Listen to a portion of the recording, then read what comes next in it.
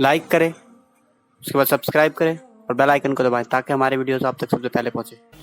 قرآن مقدس نے ہمارے غموں کا علاج عطا کیا، قرآن مقدس نے ہمارے خوف کا علاج عطا کیا، قرآن مقدس نے ہمارے دکھوں کا علاج عطا کیا۔ اگر دنیا تم پر مل کر کے ٹوٹ پڑی ہے، باطل قوتیں تمہیں مٹانا چاہتی ہے، باطل قوتیں تمہیں خون کے آنسو رلانا چاہتی ہے، تو تمہیں کہیں جانے کی ضرورت نہیں۔ اللہ کا قرآن 1450 سال پہلے سے تمہیں تسلی دے رہا ہے، وَلَا تَهِنُوا وَلَا تَحْزَنُوا وَأَنْتُمُ الْأَعْلَوْنَ إِن كُنتُم مُّؤْمِنِينَ۔ غم نہ کرنا، مایوس نہ ہونا، تم ہی کامیاب رہو گے، تم ہی سر بلند رہو گے۔ کب؟ اگر تم مومن ہو۔ شام کی آگ اسی لمحے بجھ سکتی ہے اگر تم مومن ہو، یمن کی آگ ابھی بجھ سکتی ہے اگر تم مومن ہو، بیت المقدس پر اسلام کا پرچم لہرایا جا سکتا ہے اگر تم مومن ہو، اگر تم مومن ہو۔ مسجد بنانے والوں اگر تم مومن ہو، نماز پڑھنے والوں اگر تم مومن ہو، روزہ رکھنے والوں اگر تم مومن ہو، زکوٰۃ دینے والوں اگر تم مومن ہو۔ میں قرآن کے لہجے میں بات کر رہا ہوں اس لیے ہمت کر رہا ہوں، اگر قرآن یہ بات نہ کرتا اگر تم مومن ہو تو شاید یہ بات کرنے کی میرے اندر ہمت نہ ہوتی، کیونکہ میرا دامن پکڑ لیا جاتا۔ داڑھی رکھنے والوں کو کہتے ہو اگر تم مومن ہو، نماز پڑھنے والوں کو کہتے ہو اگر تم مومن ہو، زکوٰۃ دینے والوں کو کہتے ہو اگر تم مومن ہو۔ میں کہتا ہوں مومن اور آہو فگاں ایک ساتھ جمع نہیں ہو سکتی، کیونکہ قرآن کہہ رہا ہے اگر تم مومن ہو وَلَا تَهِنُوا وَلَا تَحْزَنُوا، غم نہ کرنا، مایوس نہ ہونا، تم ہی کامیاب ہو۔ قرآن سند دے رہا ہے، قرآن کنتو پرنتو اگرچہ چنانچہ کی بات نہیں کرتا، قرآن یقین کی بات کرتا ہے، اور جو قرآن کہتا ہے وہ ہو کر رہتا ہے، کیونکہ قرآن اللہ کی کتاب ہے۔ میرے آقا صلی اللہ علیہ وسلم کے پیارے دیوانوں، اقتدار کی کرسیاں تمہارے قدموں تلے روندی جائے گی اگر تم مومن ہو۔ تمہارے گھروں کے اندر اللہ اکبر غموں کا دھواں نہیں بلکہ خوشیوں کی بہاریں برسے گی اگر تم مومن ہو۔ یہ افسردہ چہرے، یہ افسردہ چہرے، یہ غموں کا ماحول، یہ تکلیف کا ماحول، یہ خزاں کا ماحول، یہ مایوسی کا ماحول کیوں ہے؟ اس لیے کہ قرآن کہتا ہے اگر تم مومن ہو۔ کیا ہم مومن نہیں؟ کیا ہم مومن نہیں؟ قرآن تو کہتا ہے کہ تم مایوس مت ہونا، غم مت کرنا، کامیاب تم ہی رہو گے۔ شام پر بم نہیں برسیں گے اگر تم مومن ہو، یمن میں آگ نہیں لگے گی اگر تم مومن ہو، فلسطین پر تمہاری بیٹیوں کے ساتھ زنا بالجبر نہیں کیا جائے گا اگر تم مومن ہو۔ کیا ہم مومن نہیں؟ ہم نماز پڑھتے ہیں ہم مومن نہیں، ہم روزے رکھتے ہیں ہم مومن نہیں، ہم زکوٰۃ دیتے ہیں ہم مومن نہیں، ہم مسجدیں بناتے ہیں ہم مومن نہیں۔ مسجد بنانے کے لیے ہم چندے کرتے ہیں، گھر گھر جا کر بھکاریوں کی طرح بھیک مانگتے ہیں، ہم مومن نہیں۔ بات اپنی طرف سے کہوں تو مجرم ہو جاؤں، قرآن کے لہجے میں ہی بات کی جائے، قرآن کی دلیل سے ہی بات کی جائے، کیا ہم مومن نہیں؟ قرآن کہتا ہے ایمان تو لائے ہو لیکن ایمان لانے کا طریقہ سیکھ لو، اس لیے کہ جس کام کے کرنے کا طریقہ نہ سیکھو گے وہ کام کرو گے تو الٹا ہو جائے گا۔ بائک چلانے سے پہلے بائک نہ سیکھی، دیکھو بائک چلانے سے پہلے اس سے بائک سیکھنا پڑے گی جو بائک چلانے میں ماسٹر ہو، جسے بائک چلانے کا طریقہ آتا ہو۔ میری بات سمجھ رہے؟ بات سمجھ میں آتی ہے؟ اگر آپ نے بائک چلانا اس سے سیکھی جس کو خود بائک چلانا نہیں آتی،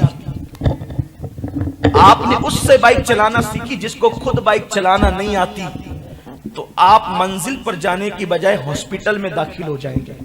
یہی تو بات ہے۔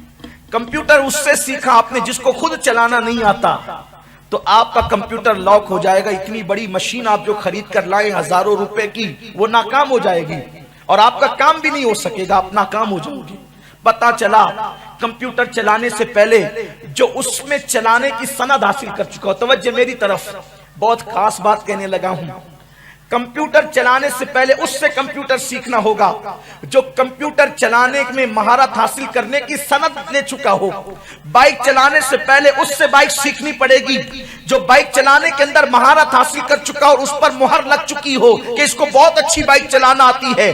अगर आपने बाइक चलाने से पहले बाइक न सीखी तो आप जख्मी हो जाएंगे, आप कब्रिस्तान में भी जा सकते हैं, जिंदगी की खुशियां छीन सकती है, हाथ पैर टूट सकते हैं, चोट लग सकती है, बहुत नुकसान में आ सकते हैं। अगर आपने नहीं सीखी तो परेशान होंगे, और सीखी उससे जिसको खुद नहीं आती तो भी परेशान होंगे। दोनों शक्ल में परेशानी है, ना सीखना भी परेशानी, और उससे सीखना जिसको खुद नहीं आती बाइक चलाना वो भी परेशानी। किससे सीखना पड़ेगा? जिसको खुद चलाना आता हो, जो खुद माहिर होता हो। कंप्यूटर किससे सीखना पड़ेगा? जो खुद माहिर हो, उसमें मास्टर हो। तालीम उससे सीखनी पड़ेगी जो तालीम के अंदर खुद महारत हासिल रखता हो। अब आइए, हमने नमाज उससे सीखी जिसको नमाज पढ़ने का तरीका आता था, रोजे के मसाइल उससे सीखे जिसको रोजा रखने का तरीका आता था। लेकिन क्या हम ईमान लाने का तरीका भी सीखे हैं? हमने तो सोचा ला इलाहा इल्लल्लाह मुहम्मदुर रसूलुल्लाह पढ़ लिया, हम मोमिन हो गए। कुरान कहता है वमिनन नासी मन यक़ूलु आमन्ना बिल्लाह व बिल यौमिल आखिर वमा हुम बिमुमिनीन। कुछ लोग कहते हैं हम अल्लाह पर ईमान लाए, यौम आखिरत पर ईमान लाए।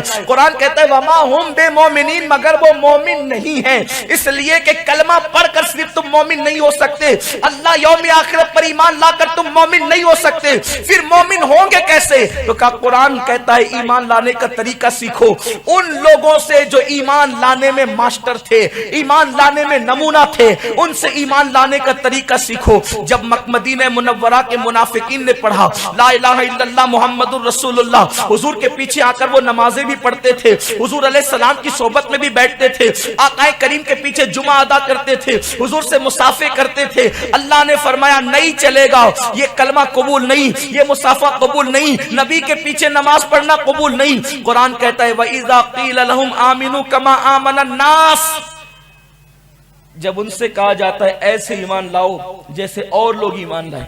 यहां अन्नास से मुराद सहाबा है। अब इसका तर्जुमा ये होगा ऐसे ईमान लाओ मेरे नबी पर जैसे मेरे महबूब के सहाबा ईमान लाए। ईमान ऐसे लाओ, ईमान लाने का तरीका सीखो, ईमान ऐसे लाओ जैसे मेरे महबूब के सहाबा ईमान लाए। कैसे? जैसे अबू बकर सिद्दीक ईमान लाए, जैसे उमर इब्ने खत्ताब ईमान लाए, जैसे उस्मान गनी ईमान लाए, जैसे मौला अली ईमान लाए, जैसे साद सईद तलहा जुबैर अबू हुरैरा बिलाल ईमान लाए, जैसे हजरत खुज़ैमा ईमान लाए। ये जैसे ईमान लाए वैसे ईमान लाओ। वइज़ा क़ील लहुम आमिनू कमा आमनन नास, और जब उनसे कहा जाता है ऐसे ईमान लाओ जैसे और लोग ईमान लाए, तो मुनाफिकीन ने क्या कहा? क़ालू अनुमिनु कमा आमन सुफहा। मुनाफिकीन का जवाब था, कुरान कह रहा है, उन्होंने कहा क़ालू, उन्होंने कहा, जवाब दिया हम इन पागलों की तरह ईमान लाए, इन अहमकों की तरह ईमान लाए, इन बेवकूफों की तरह ईमान लाए। सफी का मतलब अहमक, बेवकूफ, और कुछ लोगों ने पागल भी किया है। क्या कहा उन्होंने? नमाज मुनाफिक भी पढ़ते थे, नमाज सहाबा भी पढ़ते थे, नमाज पढ़ने में दोनों का इख्तिलाफ नहीं था। रोजा मुनाफिकीन भी रखते थे, रोजा सहाबा भी रखते थे, रोजा रखने में दोनों का इख्तिलाफ नहीं था। फिर इख्तिलाफ किस बात पर था? कुरान कहता है इनकी तरह ईमान लाओ मेरे महबूब के सहाबा की तरह, और मुनाफिकीन कहते थे हम इनकी तरह ईमान नहीं लाएंगे, तो बेवकूफ लोग हैं, माअज़ल्लाह, ये तो पागल लोग हैं। आखिर किस वजह से उन लोगों ने, मुनाफिकीन ने सहाबा को पागल कहा, बेवकूफ कहा, उनको अहमक कहा? कुरान कहता है अला इन्नहुम हुमुस सुफहा, सुनता है वही बेवकूफ और अहमक है जो मेरे नबी के सहाबा को ताना दे रहे हैं, वो मुनाफिकीन वही अहमक और बेवकूफ है। वलाकिन, लेकिन ला यालमून, और उनको इल्म नहीं है। बेवकूफ तो वही है जो सहाबा को बेवकूफ होने का ताना दे रहे हैं। पता चला नमाज तो है, 250 करोड़ लोग दुनिया के नमाज पढ़ रहे हैं, रोजा रख रहे हैं, लेकिन जिस ईमान की बुनियाद पर मोमिन कामयाब होता है, इन कुंतुम मोमिनीन, अगर तुम मोमिन हो, हुकूमतें जिस ईमान की वजह से मिलती है, اقتدار کی کرسیاں قدموں میں جس ایمان کی بنیاد پر آتی ہے، خوشیاں جس ایمان کی بنیاد پر آتی ہے، بہاریں جس ایمان کی بنیاد پر آتی ہے، کیسر و کسریٰ کا تاجدار عرب کے صحرا نشینوں کو جس ایمان نے بنایا تھا، وہ ایمان کہاں ہے؟ وہ عقیدہ کہاں ہے؟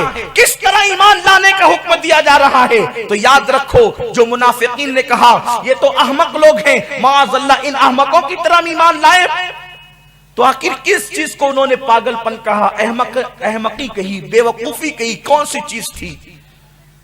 دونوں گروپ نماز پڑھتے تھے، دونوں گروپ روزے رکھتے تھے، دونوں گروپ رسول پاک کی صحبت میں بیٹھتے تھے، لیکن اللہ کو منافقین کا ایمان لانا قبول نہ تھا، اور صحابہ کا ایمان لانا اللہ کو ایسا پسند تھا کہ اللہ نے اس کو آئیڈیل بنا دیا، اس کو نمونہ بنا دیا۔ کیا چیز تھی؟